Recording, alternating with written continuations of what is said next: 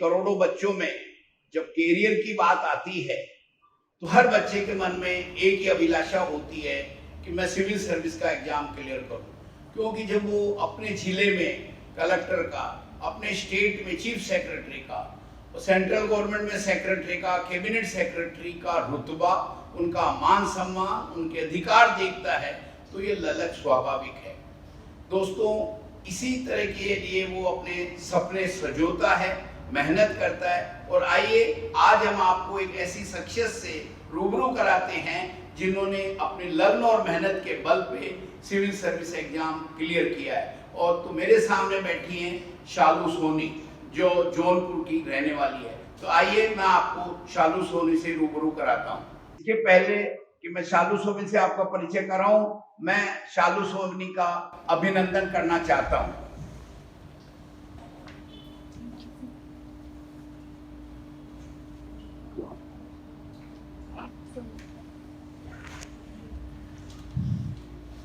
शालू, आप सबसे पहले आपको बहुत बहुत बधाई।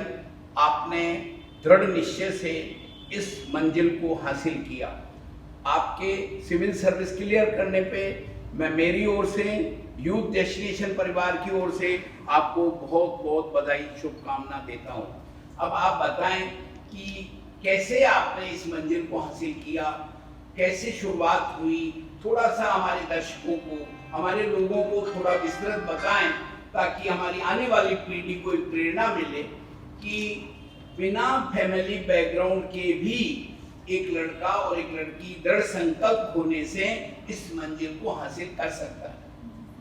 सर, सबसे पहले तो मैं ईश्वर का धन्यवाद करना चाहती हूँ और यूथ डेस्टिनेशन और पूरी यूथ डेस्टिनेशन फैमिली को बहुत ही ज़्यादा आभार प्रकट करती हूँ। और मैं अपने बारे में बताती हूँ कि मैं जो है एक साधारण परिवार से बिलॉन्ग करती हूँ। मैं जौनपुर के एक छोटे से गांव फरीदाबाद से हूँ।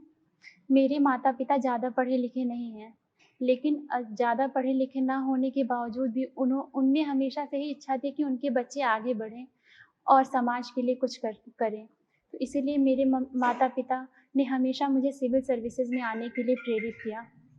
और मैं यूथ डेस्टिनेशन का भी बहुत ही ज़्यादा आभार व्यक्त करती हूँ, जहाँ पर मैंने मेंस के लिए टेस्ट सीरीज़ जॉइन किया था और वहाँ पे मुझे प्रॉपर गाइडेंस मिला जिसकी वजह से मुझे मेंस में क्वालीफाई होने में काफ़ी हेल्प मिली। बहुत खूब। तो अब आप ये बताएं कि आपका जो आपने और कई कोचिंग के बारे में सुना जी सर। और कई इंस्टीट्यूट के बारे में सुना, कई बच्चों से सुना, तो आपको यूथ के बारे में क्या चीज थोड़ी डिफरेंट लगी? क्या यहाँ के बारे में आपको यूथ डेस्टिनेशन और दिव्य चाणक्य ने आपको किस तरह से उनके बारे में थोड़ा बताएं? सर, मैंने और भी कोचिंग्स देखे, पर मुझे जो है जब मैं यूथ में आई वहाँ पे मैंने देखा तो सर ने बताया कि यहाँ पे अगर आपको कोई भी डाउट हो तो प्रॉपर डाउट क्लियरेंस के लिए आपको टाइम दिया जाएगा और बैठने के लिए भी वहाँ पे व्यवस्था थी कि यहाँ पे स्टूडेंट्स जो हैं वो आके पढ़ सकते हैं। तो मेंस के लिए मेरे पास ज़्यादा टाइम नहीं था और कम टाइम में ही मुझे बहुत सारी चीज़ें कवर करनी थी। तो फिर दिव्य सर से भी मैं मिली तो उन्होंने मुझे बताया कि कैसे आपको यहाँ पे क्या-क्या गाइडेंस मिलेगा। तो मुझे समझ में आया और मुझे लगा कि नहीं, मैं यहाँ पे रहूँगी तो मुझे प्रॉपर गाइडेंस मिलेगा और मैं जो है मुझे जो है काफ़ी हेल्प मिलेगा जिससे मैं क्वालीफाई कर सकती हूँ।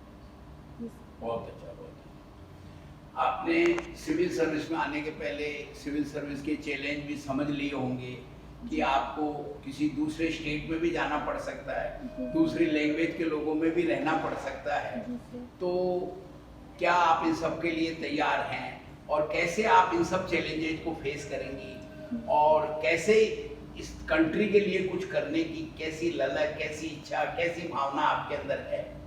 जी सर, जो है भारत एक विशाल देश है, यहाँ पे डिफरेंट तरह के लोग रहते हैं, उनका डिफरेंट कल्चरल लैंग्वेज है। पर मैंने अपनी जो स्कूलिंग है वो नवोदय विद्यालय से की है, तो वहाँ पे हमारे स्कूल में माइग्रेशन का सिस्टम था, जहाँ पे कि केरला के स्टूडेंट, हमारा माइग्रेशन केरला से था, तो हम मलयालम लैंग्वेज सीखते थे। तो इससे हम एक दूसरे से के कल्चर से, लैंग्वेज से जुड़ गए थे। फिर मैंने अपनी जो पढ़ाई है ग्रेजुएशन वो NIT श्रीनगर से किया है, तो वहाँ पर भी मैंने चीज़ों को देखा। तो जो स्टेट का बैरियर है या फिर लैंग्वेज का बैरियर है, वो हम एक दूसरे से हम पहले से ही मुझे ऐसा एनवायरनमेंट मिला कि ये हम कर सकते हैं दूसरे स्टेट में चाहे दूसरी लैंग्वेज सीखनी हो, तो ये कोई प्रॉब्लम नहीं है। और सिविल सर्विसेज जो है वो हमें एक अपॉर्चुनिटी देता है कि हम सोसाइटी के लिए कुछ कर सकते हैं, क्योंकि जो मैं जिस फैमिली से या फिर जिस सोसाइटी से आती हूँ वहाँ पे बहुत सारे चैलेंजेस थे। हमारे वहाँ पे एजुकेशन के लिए कोई अच्छा स्कूल नहीं था, तो हॉस्टल जाना पड़ा, और हॉस्पिटल केवल एक ही हॉस्पिटल है वहाँ पर, तो लोगों को बाहर इलाज के लिए जाना पड़ता है, और इंफ्रास्ट्रक्चर भी इतना अच्छा नहीं है। तो ये सब प्रॉब्लम्स मैंने देखी, तो मुझे लगा कि मैं अगर इस सर्विस में आऊँगी तो मुझे प्रॉब्लम्स के बारे में पता है और मैं कुछ कर सकती हूँ, क्योंकि सॉल्यूशन के लिए प्रॉब्लम्स का पता होना बहुत ही ज़्यादा ज़रूरी है। वेरी गुड, बहुत अच्छा। आपकी शालू, आपके विचारों से मैं बहुत हैप्पी हूँ, और मुझे लगता है कि निश्चय ही आप जो है इस देश के लिए कुछ करेंगे। आप में जो देश सेवा का जो जज्बा है बहुत अच्छा है। हालांकि आपने कुछ और भी चैलेंजेस हैं, जैसे जिस स्टेट में आप जाएंगे वहाँ की आपको लैंग्वेज सीखनी होगी, वहाँ के कल्चर को अडॉप्ट करना होगा। मुझे लग रहा है शायद वो एस्पेक्ट भी आपने थोड़ा देख लिया होगा। जी सर। मैंने जैसे बताया कि हम लोगों का माइग्रेशन होता था, और जिस कॉलेज में मैं पढ़ती थी तो वहाँ पर NIT था, तो हर स्टेट के बच्चे आते थे, आंध्र प्रदेश के या फिर राजस्थान के या फिर मध्य प्रदेश के, जम्मू कश्मीर के बच्चे रहते थे। तो उन बच्चों से मैंने देखा कि भले ही हमारा लैंग्वेज डिफरेंट हो, लेकिन हमें कोई ना कोई चीज़ आपस में एक दूसरे से जोड़ती है। जो हमारा फ्रेंड सर्कल था उसमें भी डिफरेंट स्टेट्स के लोग थे, तो जो है ये कोई हम उस चीज़ में अडॉप्ट हो सकते हैं टाइम के साथ। शालू, जैसे आप यूथ में आए, यूथ डेस्टिनेशन में दिव्य चांडे जी से आप मिले, तो आपको क्या यूएसपी क्या लगा, यूनिक सेलिंग पॉइंट क्या लगे यूथ के, जो आपको थोड़ा प्रोवाइड किया, जिसने आपको प्रोवाइड किया, एक मोटिवेशन मिला, एक प्रेरणा मिली, एक आपने मंजिल, आपकी मेहनत भी हुई और कुछ यूथ का सपोर्ट हुआ कि आज हम इस खुशी के दिन को मना रहे हैं? जी सर, बिल्कुल। इस एग्ज़ाम को क्वालिफ़ाई करने के लिए पढ़ने के अलावा भी बहुत सारी चीज़ों का आपको पता होना चाहिए, और बाहर से भी सपोर्ट होना चाहिए। तो मुझे यूथ से जो है 4 इम्पॉर्टेंट चीज़ें जो एग्ज़ाम क्वालिफ़ाई होने के लिए चाहिए, वो यहाँ पे मैंने देखा। सबसे पहला इम्पॉर्टेंट चीज़ है पॉजिटिव इन्वायरमेंट। तो मुझे यहाँ पे बहुत ही ज़्यादा पॉजिटिव इन्वायरमेंट मिला पढ़ने के लिए। और दूसरी चीज़ है मोटिवेशन। यहाँ पे टाइम पे अगर आपको कोई भी प्रॉब्लम है, अगर हम उसको डिस्कस करते हैं, तो आपको उस प्रॉब्लम के सॉल्यूशन के लिए हमेशा मोटिवेट रहना, क्योंकि हमें जो है एक टाइम लिमिट होता है कि इसके अंदर में ही कंप्लीट करना है, लेकिन हम जो है इतना सारा बहुत सिलेबस है, तो कभी-कभी डिप्रेशन होता है, उसके लिए मोटिवेशन बहुत ही ज़्यादा ज़रूरी है। थर्ड थिंग है डिस्कशन। हमें सुबह में एक टारगेट दिया जाता था कि आपको ये पढ़ना है, या फिर हम खुद भी टारगेट लेके आते थे कि सर मैं आज शाम तक इतना कंप्लीट करूँगी। तो उसको शाम में जब शाम हो जाती थी तो हमें उसको डिस्कस किया जाता था, रैंडमली कोई भी क्वेश्चन पूछा जाता था। तो इसमें जो है आपका इंटरव्यू का भी प्रिपरेशन होता है, क्योंकि आपको जो है उसको जो भी आपने पढ़ा उसको कैसे व्यक्त करना है उसका चांस दिया जाता था। और चौथी चीज़ है डिसिप्लिन। आपको यहाँ पे डिसिप्लिन में रहना पड़ता था, टाइम से आना है, फिर टाइम से जाना है। तो ये चारों चीज़ें बहुत ही इम्पोर्टेंट थी, जो मुझे यूथ में देखने को मिला, और मुझे काफ़ी हेल्प मिला इन सब से। बहुत अच्छा, मुझे बहुत अच्छा लग रहा है कि आपने बारीकी से यूथ की विशेषताओं को देखा, यूथ डेस्टिनेशन के माहौल को समझा, और उस सब माहौल का आपने एडवांटेज दिया, अपने आप को ढाला, और आज इस शिखर पे आप पहुंच गई। शालू, ये तो आपने बहुत सारी बातें बताई, बट आपने यूथ में यूएसपी क्या देखा? जैसे यूथ वाले मेंटरशिप प्रोग्राम चलाते हैं, जैसा कि मेरे को पता है कि बाकी कोचिंग वाले कोचिंग देते हैं, लेकिन यूथ ने एक नई पहल शुरू करी है कि एक मेंटरशिप प्रोग्राम बनाया ताकि स्टूडेंट का सर्वांगीण विकास हो सके, उसके सारे डाउट क्लियर हो, और वो इंश्योर करते हैं कि एक कॉन्फिडेंस बच्चे में पैदा हो जाए कि उसको सक्सेस मिलेगी। तो उसके बारे में आपका क्या व्यूज है? जी सर, अभी यूथ में मेंटरशिप प्रोग्राम स्टार्ट हुआ है।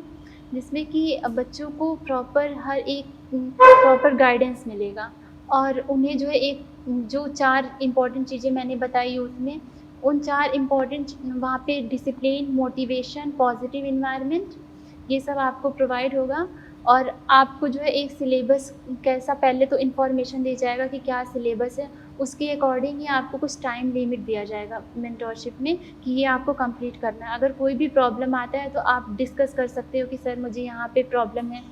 तो इस तरह से आपका जो सिलेबस है वो कंप्लीट कराया जाएगा और टेस्ट सीरीज़ दिए जाएँगे, प्रीलिम्स के लिए भी, मेंस के लिए भी।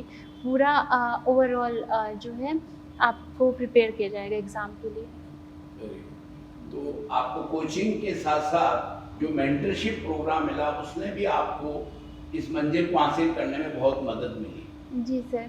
शालू, मैं अंत में अपनी ओर से मैं ये चाहता हूँ, आई विश कि आपका भविष्य सुखमय हो, हेल्दी हो, प्रॉस्पेरिटी हो, आप अपने खुद का मान सम्मान आपका बढ़े, आपके माता पिता का मान सम्मान बढ़े, आपके जिले जौनपुर का सम्मान बढ़े, उत्तर प्रदेश का सम्मान बढ़े और आप अपने जीवन में नई ऊंचाइयों की ओर जाएं और यूथ डेस्टिनेशन और चाणक्य फैमिली से आपका नाता निरंतर बना रहे। और मेरी आपसे रिक्वेस्ट है कि इसको आप हमेशा अपना सेकंड होम समझें और जिस भी स्टेट में आप जाएं उसी स्टेट में हो, हमारे अपने संपर्क में रहें। हर समय हमारा एक रिश्ता जो है, एक यूथ से जो आपका रिश्ता जुड़ा है वो परमानेंट रहेगा। ऐसी मैं आपके सुखमय भविष्य की कामना करता हूँ। Sir thank you so much sir. आप मेरे लिए एक प्रेरणा स्रोत हैं और मैं यूथ डेस्टिनेशन के दिव्य सर और अश्विनी सर, सूरज सर का बहुत आभार व्यक्त करती हूँ जिन्होंने मुझे एक पॉजिटिव एनवायरनमेंट यहाँ पे प्रोवाइड किया और मेरी सफलता में उनका भी श्रेय है। और इसके अलावा मैं भी यूथ से हमेशा संपर्क में रहूँगी, ये मेरी दीक्षा है ताकि और भी बच्चे आगे बढ़ सकें। Thank you, all the best Shalu, good luck once again. And हम चाहते हैं आप बहुत ऊंचाई पे जाएं, देश का नाम रोशन करें, समाज का कल्याण करें, देश का कल्याण करें और एक नई सोच के साथ सिविल सर्विस में एंटर करें ताकि आने वाले बच्चों को एक नई प्रेरणा मिल सके, नया जोश हो और हम देश में एक नई दिशा की ओर देश को ले जाएं। ऐसी मेरी आपसे गुजारिश है और मुझे लगता है कि आप इस ओर सफल होंगी। बहुत बहुत बहुत बहुत धन्यवाद, बहुत बहुत शुभकामनाएं। Thank you.